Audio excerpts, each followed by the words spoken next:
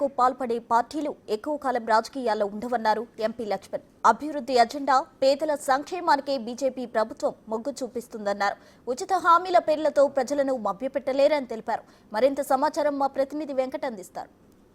ఢిల్లీ ఫలితాలపైన మనతో మాట్లాడేందుకు రాజ్యసభ సభ్యులు లక్ష్మణ్ గారు ఉన్నారు. సార్, ఎట్లా చూస్తారు? ఢిల్లీ బీజేపీ విజయం అయిపోయింది ఆల్మోస్ట్, ఎట్లా చూస్తారు?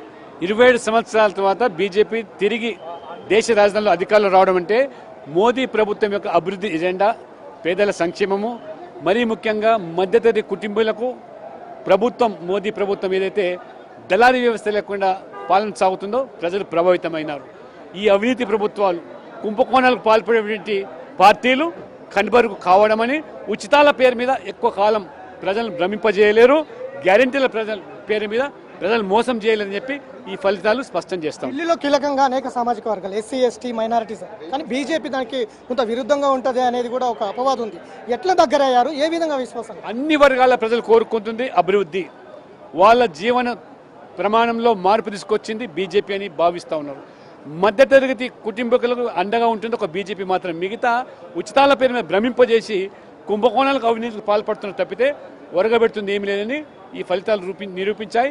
కేజ్రీవాల్ సైతం ఓడిపోవడం అంటే మీరు ఆలోచన చేయండి, ఏ స్థాయికి ఆమ్ ఆద్మీ పార్టీ ప్రజలు మోసం చేసిందో దానికి వంత పాలినటువంటి కాంగ్రెస్ పార్టీ, ఇండియా కూటమిలో భాగమైనటువంటి మరి ఈ యొక్క ఆప్ను ఓడించారంటే ప్రజలు తెలంగాణలో కూడా బీజేపీ వైపు చూస్తున్నారు. ఈరోజు బీజేపీ కూడా తెలంగాణలో బీజేపీ గెలవడానికి రాహుల్ గాంధీ కారణం అంటున్నాడు కేటీఆర్. ఏం చెప్తారు? కేటీఆర్ గారు ఆడలేక మధ్యలో ఉన్నట్టు ఈ తెలంగాణలో కూడా ఏ రకంగా మరి ఆనాడు టీఆర్ఎస్ ఓడిపోయిందో కాంగ్రెస్ గెలుపుకు టీఆర్ఎస్ బాధ్యత వహిస్తుందా? అందుకనే ఇవాళ మోదీ నాయకత్వం మీదనే ప్రజలు ఇవాళ మొగ్గు చూపుతున్నారు. కాబట్టి బీజేపీని గెలుపును చిన్నదిగా చేసే ప్రయత్నం చేసినా ప్రజలు, ఢిల్లీ ప్రజలు అవమానించమే అవుతుందని చెప్పి కేటీఆర్ గారు తెలుసు. తెలంగాణ పైన ఏ విధంగా ఉండే అవకాశం ఉంది? తెలంగాణలో కూడా భవిష్యత్తు బీజేపీది అని చెప్పి ఎన్నికలు నిరూపిస్తూ ఉన్నాయి. సో ఇది మొత్తం మీద అయితే ఢిల్లీ ప్రజలే కాదు, యావత్ దేశ ప్రజలు కూడా బీజేపీ పైన విశ్వాసాన్ని పెంచుకున్నారు.